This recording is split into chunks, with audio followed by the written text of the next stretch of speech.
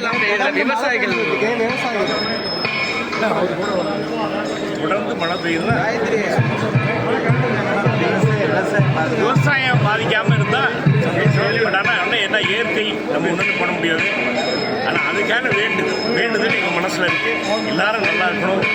தம்பதிகள் நீங்கள் வந்திருக்கோம். சிவா வீட்டு கல்யாணம், அம்மா கிரியேஷன் சிவா வீட்டு கல்யாணம், ஐயா வந்திருக்கேன். எல்லாரும் நல்லா இருக்கும்.